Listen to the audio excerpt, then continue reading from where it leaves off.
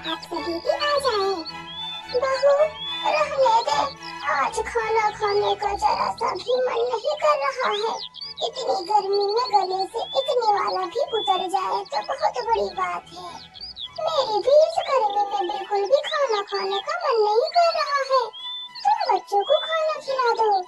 तभी वहाँ गुड़िया और गुग्गू भी आ जाते हैं।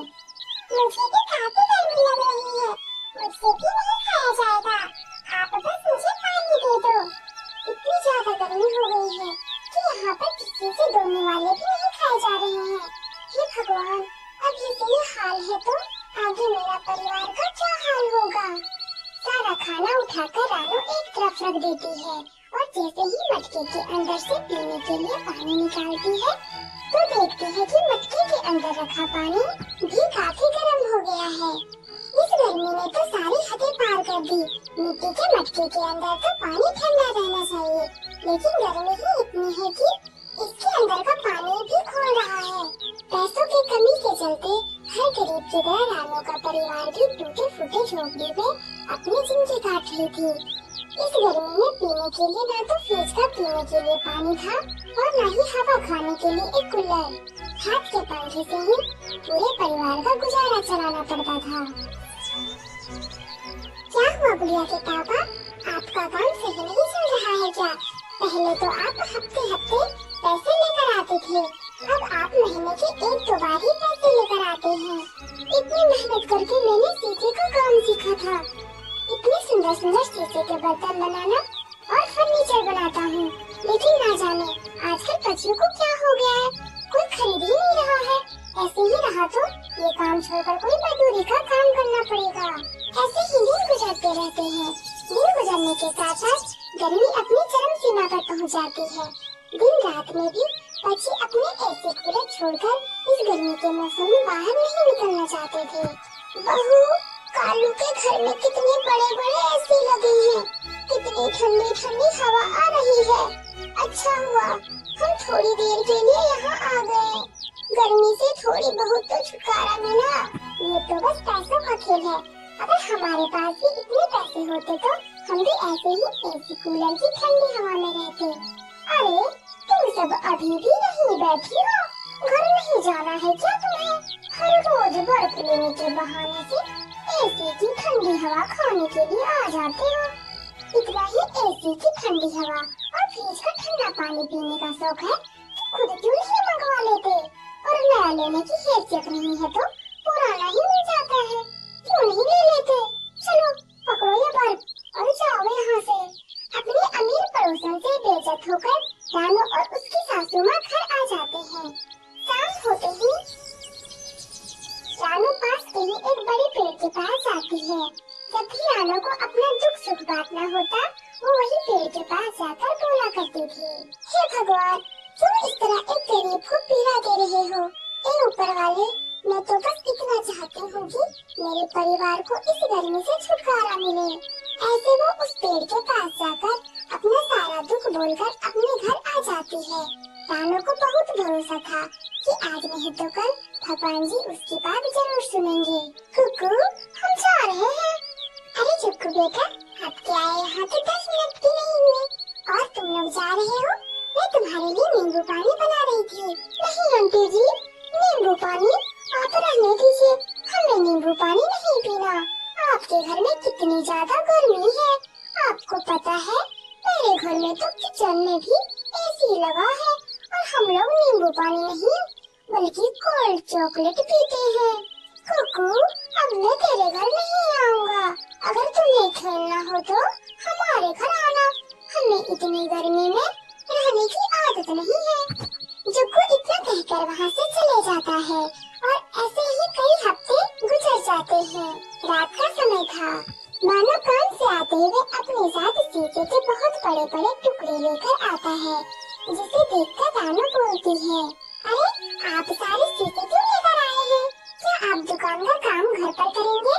मालिक ने काम के लिए शीशे मंगवाए थे, लेकिन मालिक एक हफ्ते के लिए दुकान बंद करके घर चले गए हैं और ये शीशे भी आ गए थे तो इन्हें मैं घर ले आया। आज कुछ ज्यादा ही गर्मी का मौसम था, साथ ही साथ बहुत तेज लू चल रही थी, जिसके चलते रानू की सासू सासू माँ और गुड़िया की तबीयत खराब हो गई थी, जिसे देख रानू बहुत दुखी हो जाती है, जिसके कारण शाम होते ही फिर से रानू उसी पेड़ के पास चली जाती है। हे भगवान, क्यों आप मेरे परिवार के साथ ऐसा कर रहे हैं? बचपन से लेकर आज तक हमेशा दुखी देखे हैं मैंने। अपने स्वास्थ्य के लिए आपसे कभी कुछ नहीं मांगा, पहली बार मांगा तो सिर्फ अपने परिवार के लिए। कुछ तो चमत्कार दिखाइए। रानू रोते हुए अपने घर आ जाती है। रानू के जाते ही अचानक उस पेड़ से एक सुनहरी रोशनी निकलती है और साथ ही साथ एक आवाज भी आती है। आज करीब चिड़िया काफी परेशान है, मुझे उसके लिए कुछ करना होगा। जाओ और उस गरीब चिड़िया की मदद करो। जैसे आप कहे जादू पेड़ जी। ऐसे बोलते ही उस पेड़ पर बैठी हुई जादुई तितली उड़ती हुई सीधा रानू के घर आती है। उस तितली की नजर घर के कोने पर रखे शीशे के बड़े टुकड़ों पर पड़ती है, जिसे देख वो उड़ती हुई तितली उन शीशों पर बैठ जाती है। उस तितली के अंदर से निकली हुई सुनहरी रोशनी उन शीशों पर पड़ती है। जैसे ही मानो उन शीशों के पास आने लगता है तो वो तितली उड़ती हुई वहाँ से चली जाती है और जब मानो उन्हीं शीशों से शीशे का कूलर बनाने लगता है, ये देख रानू बोलती है, अरे आप शीशे का कूलर क्यों बना रही हैं? भला शीशे का कूलर भी कोई बनाता है क्या? बनाता तो नहीं है, लेकिन किसी ने ऑर्डर दिया है। बच्चे भी आजकल अजीब अजीब चीजों की ऑर्डर देने लग गए हैं। अब दुकान तो बंद है तो घर में ही बना रहा हूँ। कई घंटों की लगातार मेहनत के बाद मानो शीशे का कूलर तैयार करता है। जैसे ही शीशे का कूलर बनकर तैयार होता है तो उसके अंदर से अपने आप ठंडी हवा निकलने लगती है, जिसे देख सभी बहुत हैरान हो जाते हैं। मुझे तो अपनी आँखों पर यकीन ही नहीं हो रहा है कि शीशे के कूलर के अंदर से सच में ठंडी हवा आ रही है। हाँ मम्मा, इन शीशों के कूलर की ठंडी हवा में तो मुझे बहुत मजा आ रहा है। सभी शीशे के कूलर से ठंडी हवा देखकर बहुत हैरान थे। तभी फिर से उड़ती हुई वहाँ तितली आती है और शीशे के कूलर पर बैठकर बोलती है, आप सभी को हैरान होने की कोई जरूरत नहीं है, ये तो जादुई पेड़ का चमत्कार है। उन्होंने आपकी मदद करने के लिए यहाँ भेजा था। मैंने इन सभी शीशों को जादुई शीशों में बदल दिया है। अब जो भी इन शीशों की मदद से बनाएंगे वो सब असली बन जाएंगे। जैसे ये कूलर, साथ ही जादुई शीशे कहीं भी खत्म नहीं होंगे। मैं जानती थी हमारे भगवान जी हमारी सहायता जरूर करेंगे। उन्होंने हमें कितना अच्छा वरदान दिया है, इससे अब हम कुछ भी बना सकते हैं। मैं तो सबसे पहले इससे एक फ्रिज बनाऊंगी और ठंडा ठंडा पानी पीऊंगी। बहू, सिर्फ फ्रिज ही क्यों? पड़ोसन के घर तो वो है ना एसी, हम वो भी बनाएंगे। अब जल्दी जल्दी मानो उन जादुई शीशों की मदद से फ्रिज और एसी बनाता है, जिनके बनते ही शीशे का फ्रिज और एक बिल्कुल असली एसी की तरह काम करने लगता है। मम्मा, ये देखो, शीशे के फ्रिज में रखा ये पानी कितना ज्यादा ठंडा है। मम्मा, ऐसा लग रहा है जैसे हम पानी नहीं बर्फ खा रहे हैं। और ये देखो एसी, बिल्कुल असली एसी की तरह काम कर रहा है। कितनी ठंडी ठंडी हवा आ रही है। अब तो हमारे घर में भी कूलर, एसी और फ्रिज आ चुका है।